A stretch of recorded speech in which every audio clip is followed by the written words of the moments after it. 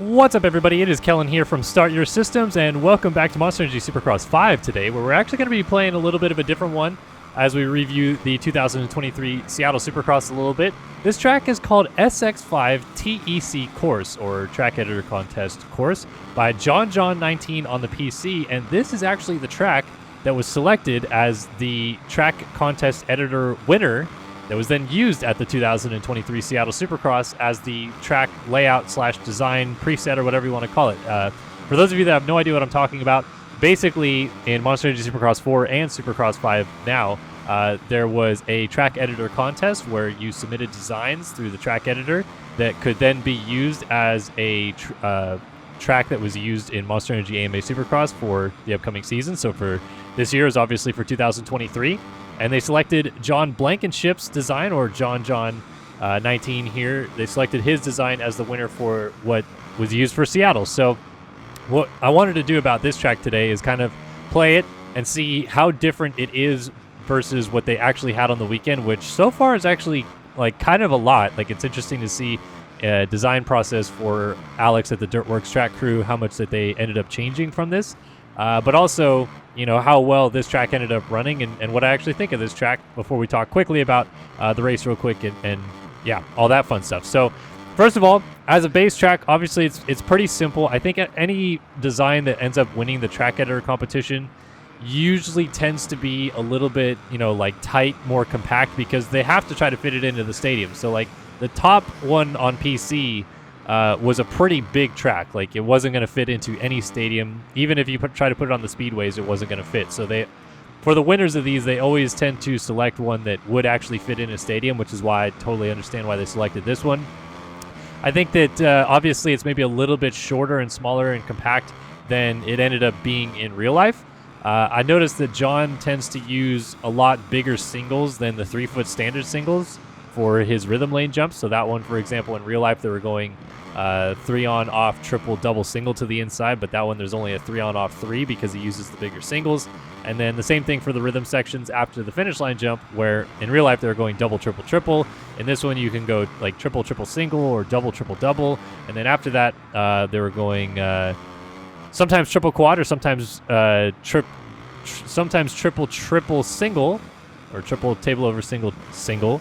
And in this one, there's one less single. So based on the original design, I feel like he, you know, used a little bit bigger objects and thus made it so that they had a little bit more space to play with when they actually went in and laid out the track that they could, which is why we see those bigger designs like this. So yeah, I mean, I think as a base layout, it's not too bad or anything like that. I think what sucks for it in terms of a racing layout is there's a lot of 90s. There's 4 90-degree corners. Basically 5 if you include the first turn sweeper. And really, I guess 6 if you include the turn that was a sand section this weekend into a wall jump. And in his version of it, it's basically like a sand corner that's a little bit more than a 90-degree corner. And then there's only 2 bull corners. So bull corners usually lend to a little bit better racing because you can set guys up, and most racers usually say the more bull corners, the better. So I think from a basic stock standpoint view, this was a little bit not the best track for most racers, but in the end, I think it raced fine. It wasn't bad. It seemed like it was maybe a little bit hard to pass on, but I don't know. I think because of the conditions in Seattle as well, it made it a little bit more unique and interesting. And they also had John Blankenship there. He was on Race Day Live. I know. I think he's from the Midwest somewhere. So I know he was in Indianapolis as well earlier this year, and they had him on Race Day Live then, and then they had him on Race Day Live again. So yeah, I think it's just cool. You know, like some people might say it's ridiculous to have a video game player design a track, but I think that is so cool for really the sport to have a fan have a little bit of say in a championship, I guess. Not a say, have a little bit of like something that they can feel tied into the championship in some shape or form. I don't think that this track is something that we never would have seen either. Like, I think that the track they use in Seattle 100% is a track that the Dirtworks track crew probably would have and might still eventually someday in the future build again. So I think it was a perfectly fine track, and kudos to John for winning the competition, getting all the cool stuff that he did, getting to go to the races and talk about it and all that fun stuff as well. So yeah, that's the track editor contest from Monster Energy Supercross 5. Let's talk briefly about this race real quick. Eli Tomac gets his 50th career Supercross win. Chase Sexton crashes away another lead/late win. Cooper Webb gets second place, and now him and Eli Tomac are tied for the championship.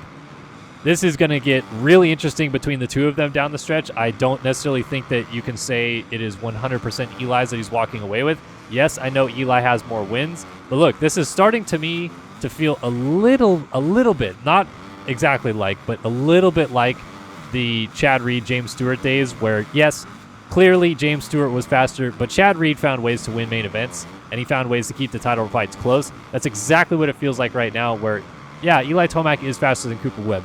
Period. He is.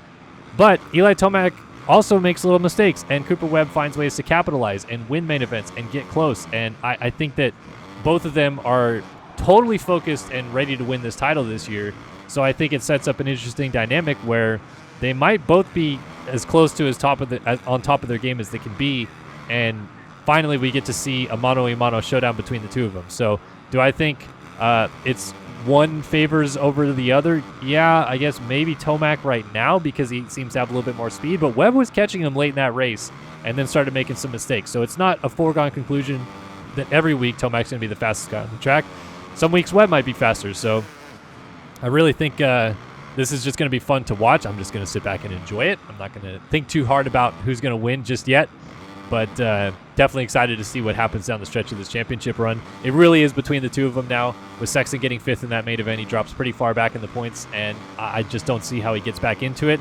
So if anybody else can jump up and spoil it, maybe, but I'm starting to lean a little bit towards when we come back from this hiatus, we go to the Triple Crown, unless some absolute chaos happens, Tomac and Webb are going to really start saying, like, hey, yeah, it's cool you guys won some races or whatever, but really this is what's going on over here. Like, we got this. So I'm excited, though. I would say I have said I think Cooper Webb wins this title. I think I picked Tomac going into the season, but I feel like seeing Webb where he's at now, I do lean a little bit more Webb just because in late runs down the stretch for a championship, Tomac has faltered before. When he won his title in 2020, he did not. But I feel that is so different than what we're seeing now because he got a break. Like the pandemic gave 3 months off to everybody, so Eli just had to be super sharp for the final 7 rounds. To say that he's going to be that exact same level for these final 7, I just don't know. Or final 6 now, I should say. So, man, I don't know who to give it to. I think both of them are tremendous and right on top of their game. And I really just hope that it stays this close all the way to Vegas, or Salt Lake City, I should say. And we get a tremendous title fight between the two of them. But who do you guys think? I'll just leave it open-ended. I don't have anybody to pick right now. Who do you guys think is going to win this 450 title, though, based on where we're at right now? And then moving on to the 250 class, Jet Lawrence wins again, has a huge title championship lead. He's going to win this title, no question about it. There's really nothing you can say other than that. So hopefully we just get a couple more good races. The Triple Crown will be fun. The East-West Showdowns will be fun, obviously. So it's not going to be completely snooze fest from here, but Jet definitely has the control of the series. Obviously, there's some drama. Him and McAdoo getting into it in the heat race. Spoke to somebody afterwards, and they said that there was no words exchanged as far as they knew, so it doesn't seem like that they really, yelled at each other or anything along those lines. But I think it was more of a racing incident than anything. I know some people want to say, like, well, what the heck? Everyone was complaining about Deegan last week for racing hard, but it's so much different when you're just trying to pull up alongside of someone and square them off and have a good little like side-by-side fight than it is to go in and try to T-bone somebody, in my opinion. So I don't think that it was over the line what McAdoo or Jet were doing with each other, but I think that in hindsight they'd both look back and McAdoo would think like, okay, I didn't need to triple to the inside right there, and Jet also would think back and say, I didn't need to close off the line as much as I did, and they will both go their separate ways and most likely be fine in the end. I don't think it's really going to hold on for much longer as something that they'll just, hate each other over or anything like that. But Jordan Smith and Hayden Deegan don't hate each other either, so calm down, people. But that's kind of my synopsis of the race. I mean, there is some more stuff going on.